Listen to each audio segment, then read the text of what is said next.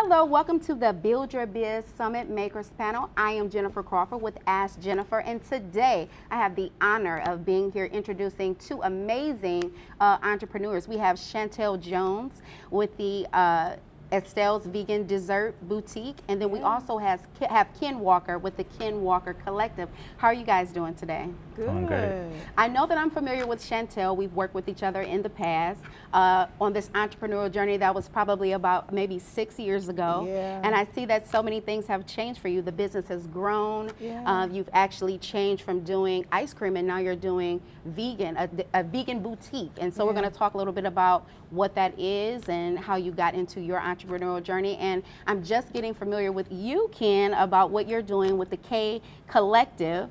And so I'm excited to talk to you about that. Two Black-owned businesses, our experiences, what we do, how this journey is crazy, and I'm just going to get right into everything. Awesome. Okay, so Chantele, like I said, I was familiar with you and what you've been doing and how you started doing this. How did you go from ice cream being one thing into having a vegan boutique, and just kind of explain to us what a vegan boutique is? Because when you think boutique, some people think clothing, but this isn't clothing, this is food, right? So it's vegan and becoming vegan. So kind of tell me a little bit about that process. Yeah, so it's definitely been a journey. It's been a journey of self-discovery in business as well, of like, what exactly did I want and what does the future look like for me? And so a big component of that was when COVID hit, we all had time to just sit down and think, like a lot of, quiet time to think. Yes. So in that, I'm like, okay, Chantele, what do you want to do next? I was doing the pop-ups for my vegan food and my cooking classes, my catering and my desserts. And I said, you know what? I want to bring Detroit its first all-vegan bakery. Okay. So, I had got away from the ice cream. Not saying it's going to be gone forever. Okay. But I call it a boutique because it's more of a small, like, quaint, bakery, just a nice little gathering spot. But why vegan? Why is vegan? Is that something that's important to you? Were you always vegan? Just kind of explain to me a little bit about that. Like, why vegan? Because that's different. It's really different. Yeah, so 2012, I was diagnosed with an autoimmune disease. And I found that following a vegan diet works best for my body. Okay. And so with completely changing, what I was grown up with, what I was accustomed to eating, how I had learned to cook originally, I had to X all of that out and start over basically from scratch of learning how to prepare different foods, how to bake vegan. And it really just kind of took over. Like, people started requesting and ordering different things, and I'm like, hey, I think I'm onto something, so I want to share this with others, because a lot of other people can't have the animal products in their diet either, but they still want to enjoy eating delicious tasting food. Like, we still want to eat good, but it needs to be good for us as well.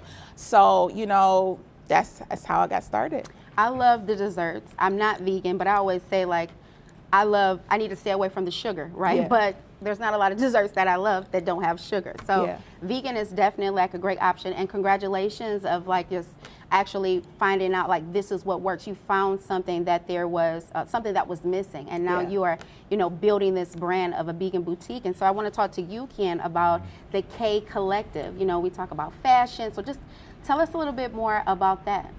Yeah, so K Walker Collective, I founded it back in 2012. I was actually in college at the time at Michigan State, and I took a trip to Italy. It was a study abroad program. Oh, okay. And back when I was like 9, I used to sketch and draw every day after school, like clothes. So it was always like a childhood dream, but I didn't know how to bring it to light, or how to like make it into something. So I actually went to college for marketing, and so it went hand in hand with the opportunity of thinking of the brand around what I'm developing.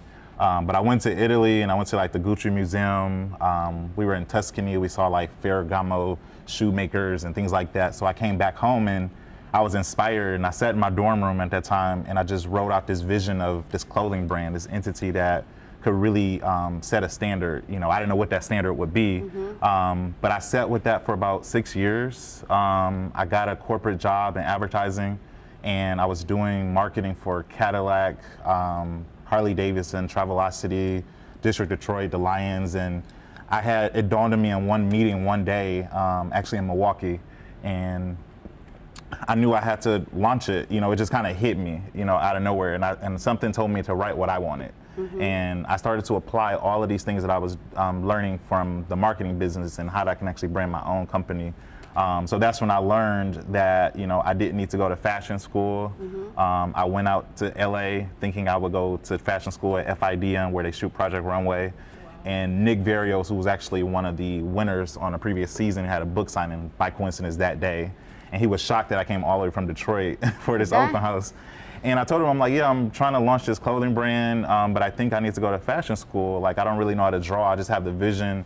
I know the consumer I want to reach. I know the type of clothing I want to offer. And he kind of looked at me and told me, you don't need school to validate that. If you have the talent and if you have a career that is giving you the tools to market it, that's a skill set that a lot of designers don't have. They can create great clothes but not market in the right way. I think that applies to a lot of people in business, because the first question that people ask me is, where did you go to college? Where did you get your marketing degree? Where did you do these things? Right. And honestly, I tell them I did not go to college. I read a lot of books, I did a lot of research, and I feel like it's the experience that makes you really, the master or the expert at what it is that you do. So people always ask me the same thing about college, and you taking that initiative to go to Italy and learn about, Gucci and fabrics, it seems that you had a passion for fashion at a young age. Yeah. But why use the word collective and not collection or a clothing line, as people say? Why collective? So it's a funny story. The brand was always called K Walker Attire. When I was, I think, 14, I had that literally printed out. I had typed it up on Word Art and had it in this document, and I had it laminated, and I had all my sketches in it. So when I was in college, when I rehashed and kind of brought that dream back to life and I was writing it down, it was still K Walker Attire, but then I felt it was really generic. So then when I went to LA though, to get into that school, they had me do a project of what is your brand? How is it different? What are you offering? What does your pieces look like? Who is that consumer that you're trying to reach? And when I started to kind of define the brand, I was like, well, what's missing in fashion to me as a millennial male is that I can never find what I want in one store, but I know I have a very eclectic range of stuff that I like. I don't like to just wear one type of clothes. You can't put me in one box, so I kind of like a collective range of different things. I was like, wait, collective has a ring to it.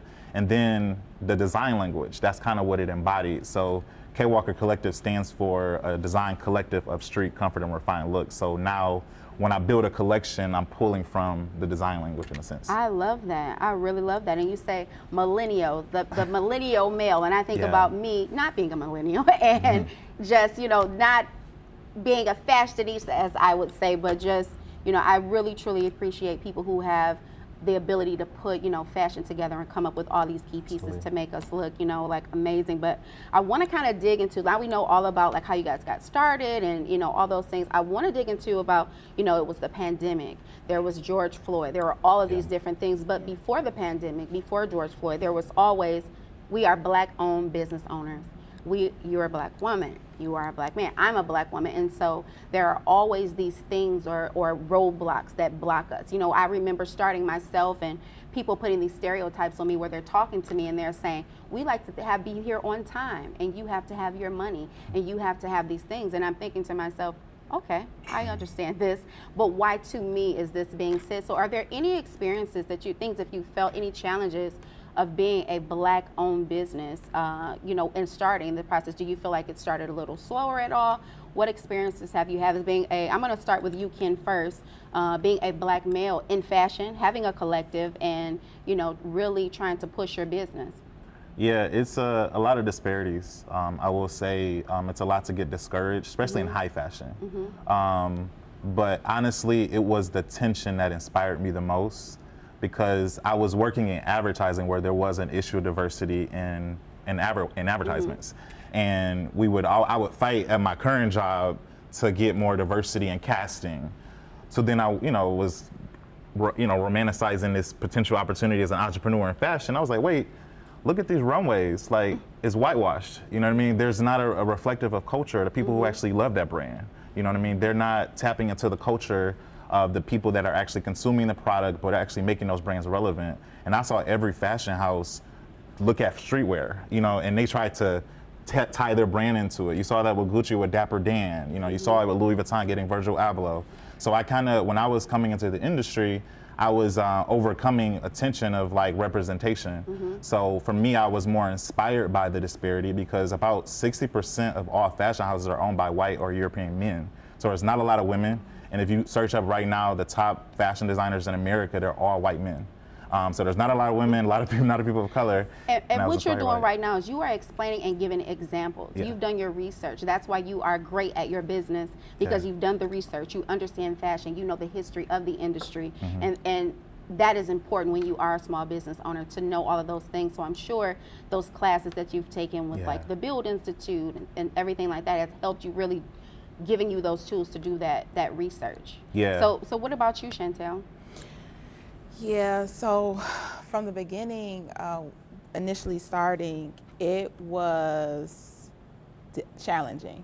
I'm sure. We didn't have as many resources back then. I started back in 2010, and we didn't have all of the builds and all these other awesome programs that we have now. So it was literally like building something that I didn't have examples. Like I didn't have, you know, rich uncles and things like that that could show me, okay, this is what you do, you know, you get your LLC and you do all these steps. It was kind of like, okay, let me research, let me get online. Okay, I need to do my LLC. I need to, you know, get an EIN. Like I literally took it step by step. I need to get a business account. And then later, all these programs came and I jumped on every single one, and that has helped me tremendously. But I feel like as being a Black woman and business owner, I feel like it's just different hurdles that we have to jump over and hoops we have to jump through that other races necessarily don't. And I feel like when we're really passionate about something, when we're really stern, when we're very, you know, this is it, this is what I want, being that strong and having that personality, because you have to be that way in business. Being a Black woman, it can come off as that we're rude or we're angry, but it's like, no, I'm passionate about my business. I understand my business. I understand everything that you're saying to me. And so, you know, sometimes I feel that I've had to kind of like step away and just kind of woosah and word it differently, but also trying to really point out the fact that, no, I'm passionate, I know my business, and I'm not angry, I'm just letting you know that this is what it is. So in my experience, those hurdles, they can be difficult, but we're here. We're here. We're here, and we're still here, and we are doing this today, and I'm really enjoying this conversation. And I always say this too, do you feel that your experience would be different if you were of a different race? Do you feel like if you were a different race, would your experience be different? Oh, absolutely. Especially when it comes to, you know, major things like funding. A lot of things we didn't even know about. No. You know, we didn't know about different grant opportunities. I don't know if you did, but we didn't know about, you know, about and different grants. And they all came up during the pandemic. You know, a lot of them that were more so for minority-owned businesses. Not to say that they were never there, but during the pandemic, they really came up. And do you feel also, too, that your business would be different if you were of a different race? I would say access, you know, to Chantele's point, is a huge thing. With fashion, it's really hard because it's hard for me to pitch it to an investor because there's a lot of startup costs to get it off the ground, but to invest in, especially a quality product. Like I ain't making t-shirts. Like I'm doing cut and sew pieces. This is velour, like sourced out. Like I can't always find investors as easy because a lot of that, what I learned with investors is relationship building, you know, but I don't have a dad that goes on a golf course and talks to the billionaire to throw me 10 bands. Like I need to go hustle, and I got to use my income from my job, you know, still to this day to fund do your it. Business. Exactly. Because that's the thing. We don't have, you know, like you said, rich uncles or anything like that to fund it. And so for me, even in doing large scale events, and I'm using my money to do this. You know, this year I just got my first sponsor after being in business for 10 years. And so being a Black woman, city of Detroit, bringing 14,000 people to one space in one day, and then just being able to service, you know, small businesses. Chantele, you remember, and, you know, making small business my priority, I always feel like, you know, if I was of a different race, I would probably be on the cover of Time magazine, because wow, what person can bring this to a space? But it's okay. But at the same time, I really love what I do. I love the people that I work with, and it's not about the shine for me. It's about supporting entrepreneurs like yourselves, and that's why I love what I do. And so when the pandemic hit, here we are. What do we do? How do we shift? How do we function? So what did it hurt your business at all when you went through the with the pandemic? How was your business affected by it? So honestly, it was actually a blessing for me, because I was really able to laser focus on what I wanted. I completely rebranded my business. I completely renamed it. I redid my website. Like, I did all of those things because I saw that I was thinking too small. And so I'm like, okay, we are about to take this to the next level. And it granted me that opportunity. And it also showed me in what areas I could improve on. Like, before, I wasn't shipping any of my baked goods. But when I can't do a pop-up because we're, you know, shut down, hey, Chantele, ship the cakes, girl. So, you know, I started, you know, reaching out to people, hey, you know, how can I ship these cookies? How can I ship this cake? And, you know, doing test runs. And now that's like, that carried my business. It's key. It carried it. Shipping. Large scale events. I changed to shipping and fulfillment. So I can't do these in-person events. So there's shipping and fulfillment. So you shipping your cakes just goes to show, like, wait a minute. I can't see my customers. I have to get the products to them. Like ASAP. And how was that for you, Ken? What was your experience? How did you get affected during this pandemic of not leaving your house, still trying to stay in contact with your customers, putting these great fabrics, you know, and products in there, like, here, I'm still here. How did that affect your business? It blindsided me, to be like really frank. I did pop-up shops for like 3 years at this point. I was getting in the space of like, okay, I want to have my own brand experience. I want to have retail partners. So I had secured my first retail partner in downtown Detroit, like in the store in February 2020. And then a month later, you know, I turned 30 on March 1st, and then 2 weeks later we're shut down. So I was in a, you know, and it was a big year for me because it was like 2020 vision. Like, I had all these goals I kind of put in place. And then this happened, and I'm like, wait, I gotta step back. It's not in the store no more. So I started to really think of my omnichannel experience, like digital touch points, enhancing my website, speeding up my shipping times, but also with the manufacturers as well. I value the relationships that I was able to build, because a lot of them were shutting down as well. So I couldn't get a lot of my pieces as well. Everything was shutting down. You know, it was, All Things Detroit actually became a national holiday as of January 2020, the Sunday before Easter. And guess what? The pandemic hit, and that was null and void. It was not, you know, the priority, the safety of the businesses and the customers and everything. So it was really like an effect to my business as well. And to be able to bounce back and us to still be here and still pushing forward, and to be here sitting down and talking with you guys, like I said, I'm excited. I've been excited about this since I found out about it. And, you know, just sharing those stories and being able to relate to other business owners, because it's hard. Entrepreneurship is hard. It is definitely a journey. I was saying with COVID, it really showed that the strong do survive, and we just have to push through it. And getting through that, like you said, you weren't prepared. You were thinking about, have to ship these orders. How can I get these orders to you? Because you didn't have that online presence in a sense for the shipping option. And so that gets into my next question. Facebook and Instagram were just shut down.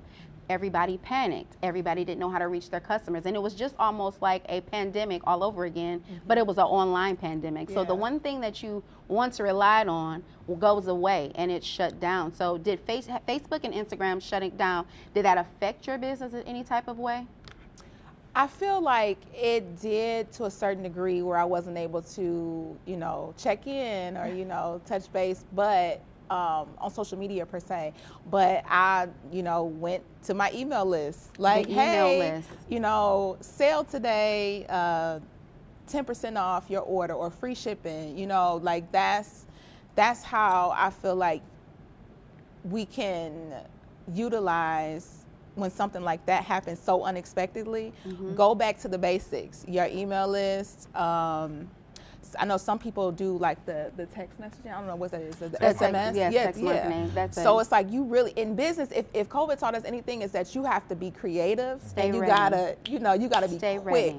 So yeah, I was just like, okay, we going to the email list today. And what about you, Ken? How did it affect you? Yeah, so I think I was prepared because a year ago I probably would have struggled because I relied on just selling tools on Instagram and Facebook, because you can shop your feed basically. But I've gotten a lot of people to go directly to my website, and thankfully for like PR and like articles where my brand is spoken of. I looked at my analytics, and a lot of my site traffic does come from other sources. But Instagram and Facebook are a huge driver of my digital traffic. So I think for me, to Chantele's point, I had to think of the other communication mechanisms like the emails, and I had a mobile app that I actually modeled up. I didn't push it live. But I thought of like, wow, if I had that app open, I could have just sent a notification. Notifications out.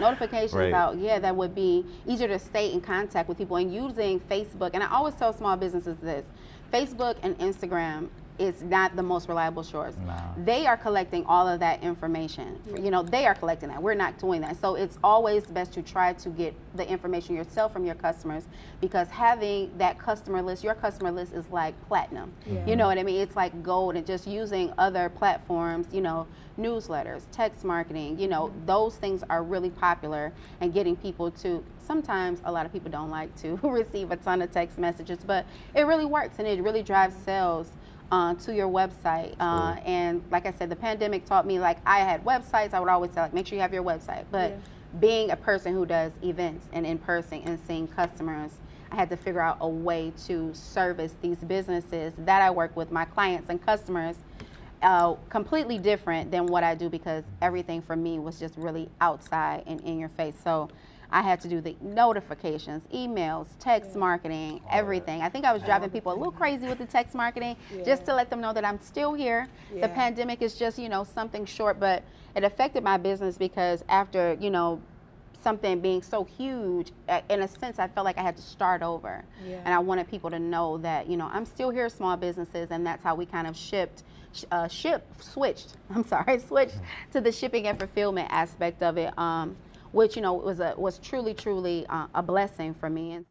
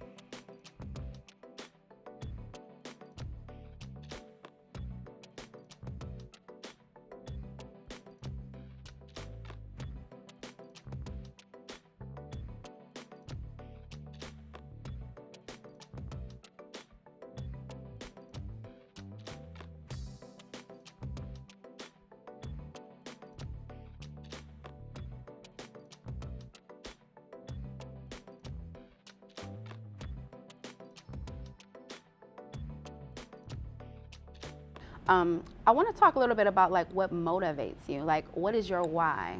It could be your kids. It could be just like your, what you love about fashion. So Ken, I'm going to start with you. What's your why? You told me a little bit about like you love fashion, but what is your why? Why do you continue to do this every day? I want everybody to be confident. And I know how integral what we wear has on how we feel.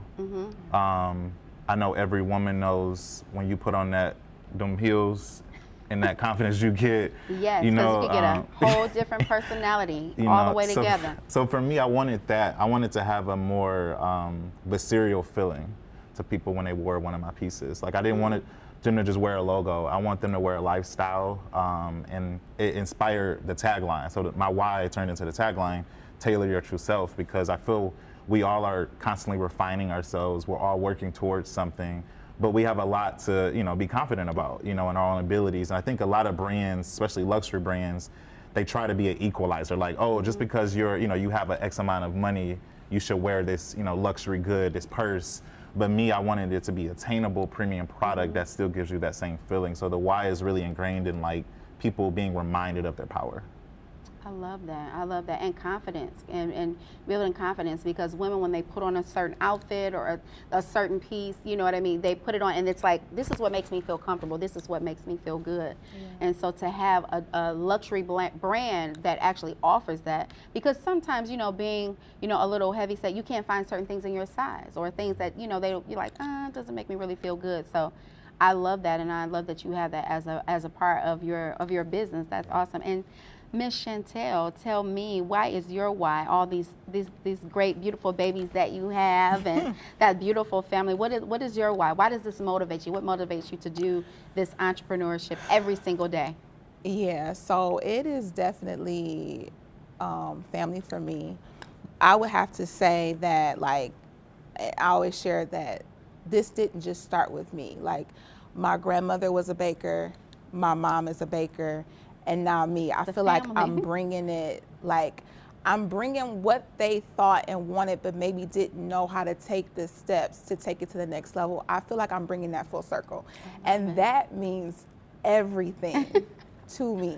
So, being able to do that, being able to have my daughters watch me do this in real time is like, it's just, I can't even put it into words. Like, it just makes me feel good. And I hope that as they see me, struggle and, the highs, the lows, the mountains and the valleys, I hope that shows them, like, when you are passionate about something and you are willing to work extremely hard, it's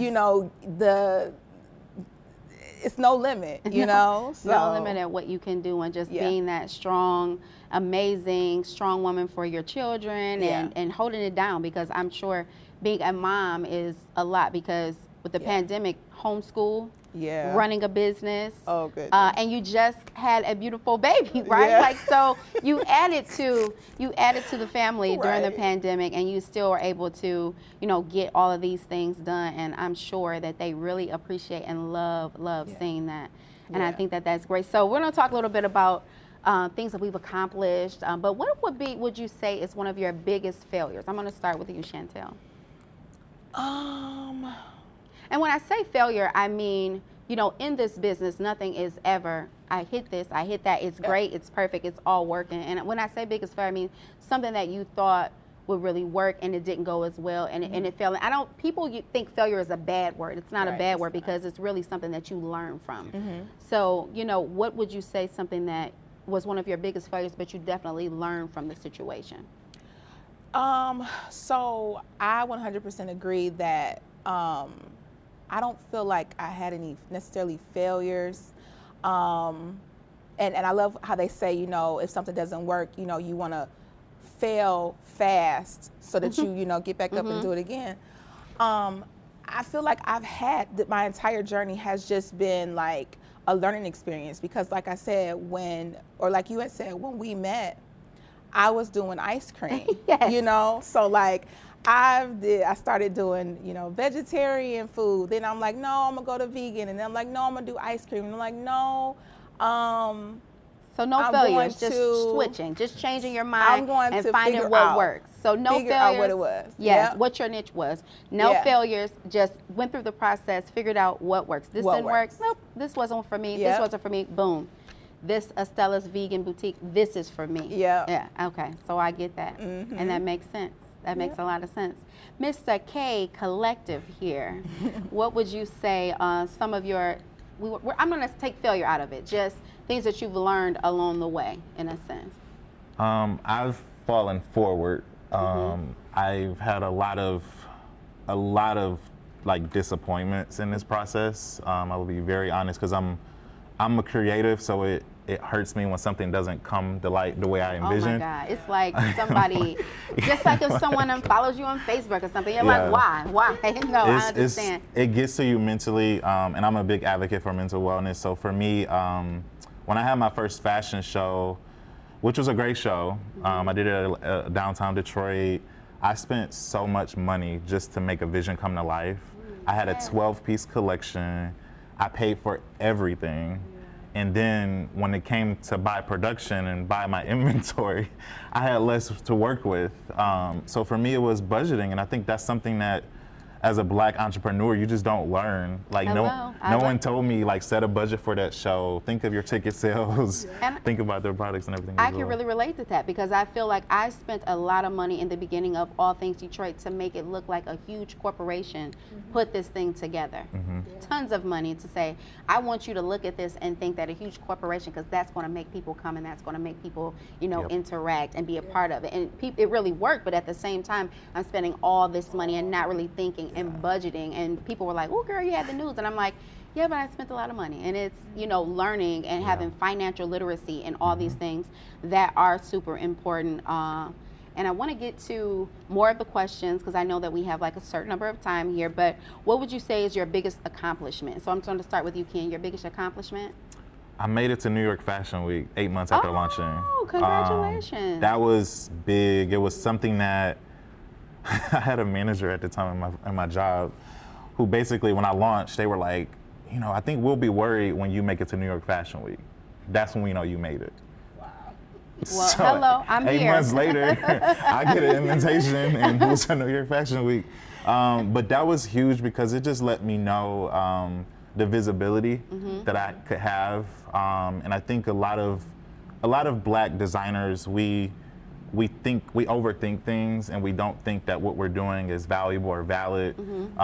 So it's not until you just put it out there on social media, you have a fashion show, and then you have somebody emailing you, hey, can you do the show in London? Which I got that email 4 months later. It was too expensive, so I didn't do it. But I had, that notion that when I tried, that was an accomplishment, but it was huge, and it has set the course for just so many other great things that's happened the last 2 years.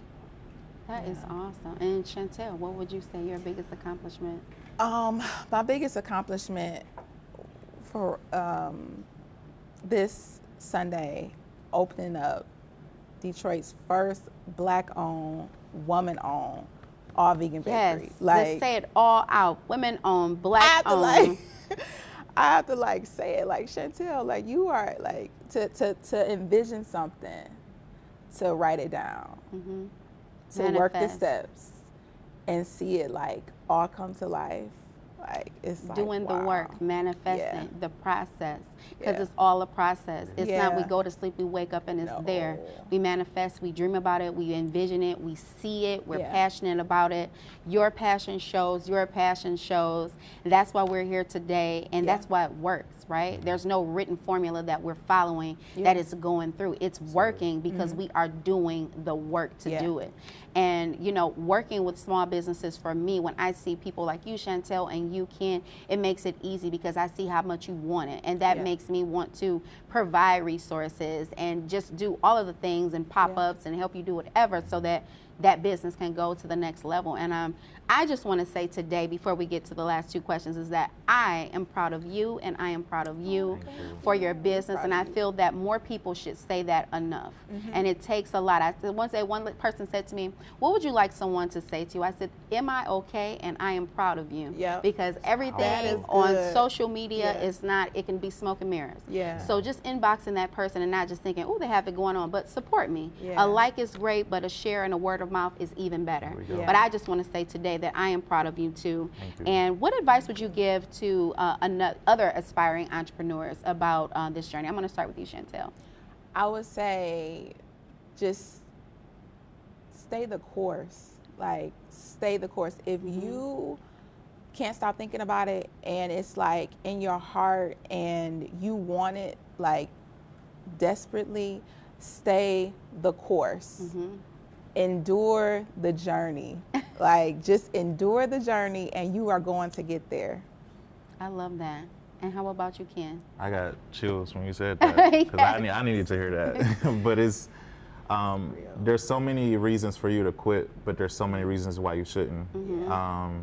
And I just tell people, start small. I think as a visionary, vision means that, you know, and I think we all heard that, you know, if your dreams don't scare you, they're not big enough. But to me, that's bad advice, because they shouldn't scare you. You should feel comfortable in those dreams, but also know that your vision is tied to other people. So what I tell people, when you're starting a company, it's not about you anymore. No. You got to think about the employees that the HR department you're going to have, that production team, the design team, you know, the publicist, the accountant. Like, I had to really take myself out of this and think of like, okay, when I'm gone, my kids, what does that legacy look like? You know, so just take pride in that, you know, and just work day in and day out as that is your why and like what you're working towards.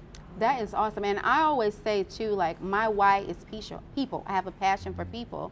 You know, I quit my job with no money to pursue my business full time, and people thought I was crazy. And then I actually had to sit back and think about why I did it, because there were people who were just like me who had a passion for doing what they love, but they didn't have a cheerleader, they didn't have someone on their team, they didn't have resources. And so I'm like, I don't have any resources, but how could I be the resource?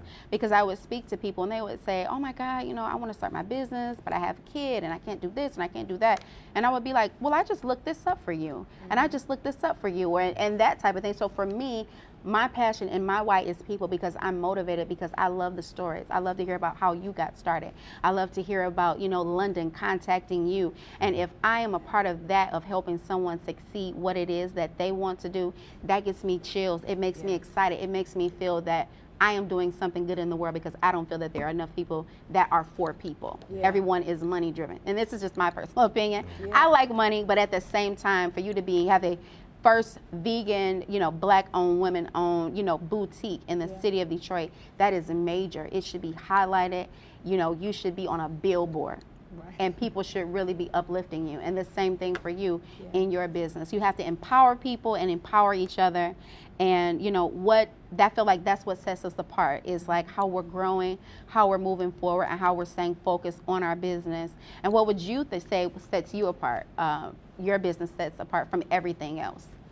So aside from being, you know, exclusively all vegan, first in the city, I would also say, like, our menu, we're more of like a Southern flair.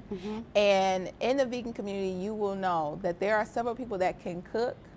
There are not many that can bake. So, you know, I want people to always like really love and enjoy. Like, I want people to feel like my love and passion in what I'm doing. And so I believe that is what sets me apart, is just that taste and that quality. You know, we're home of the vegan pound cake. You know, we brought that vegan pound cake to the city, and it's the best. So, you know, that's what sets us apart. I'm gonna be there and get some of that vegan pound cake. Exactly. We are gonna be there. And what would you say, Ken? What sets your business apart? This millennial flair swag you got going on. I love it. Yeah, it's high streetwear is what I call it. So I pull from a lot of luxury trends, color palettes, fabrics, but I find an eclectic range of different things into each piece. So the last thing I design is a t-shirt. To me, they're the easiest thing to design, but the hardest to really make distinctive. But now I'm getting in a space where I can do like embossing and different type of embroidery to make it stand out. So for me, I think when people see the pieces, they know that detail went into it, but also how it makes you feel, you know what I mean? And I listen to my consumers, and they all tell me they felt more confident, you know what I mean? They stood out. Someone gave them a compliment about the fabric, the satin stood out, the velour, you know. So I had a lot of time to really listen to people, and women especially, Black women, 80% of my sales, they give me that verbal feedback and tell me how to enhance my product. So when I'm delivering a product, it's driven by what the consumer wants. It's not Kim Walker, here's what I think should happen. I'm listening to my intern, you know, who's a Gen Zer, you know, who knows trends that I didn't even hear about. So that I'm taking all of that and bringing it into one brand. But I think a lot of brands that I see, they kind of leverage the name and then they just stamp it on everything. Me, I want to be known for the fabrics. I want to be known for the cut. I want to be known for the colors, and really to be distinctive that way. That is awesome. And so my very, very last question, I just want to know, what do you guys have coming up next? I'm sure it's amazing. So just give us a little bit of details of like what you have coming up next. I know that you have the opening of the bakery boutique. Yeah. And so what do you have coming up, you know, besides that? Anything else you have like going on? No, that's huge. That's huge. Isn't enough. That is enough. I know that is huge. That is amazing. But I wanted to, if there's, you know, anything else that you want to add, you know, and I want people to know, you know, hey, come and get some of that pound cake that we're definitely doing. And the holidays are coming up, so I'm sure the holidays will be very busy and huge for you because everyone wants dessert on the holidays. I want dessert all the time. But yes, everybody wants dessert around the holidays. So I know that you have that coming up. And then, so Ken, what do you have coming up? And what can we expect to see from you? So a few things. Currently I have this Neapolitan color palette that I have for my summer collection, that I'll be carrying over for spring 2022.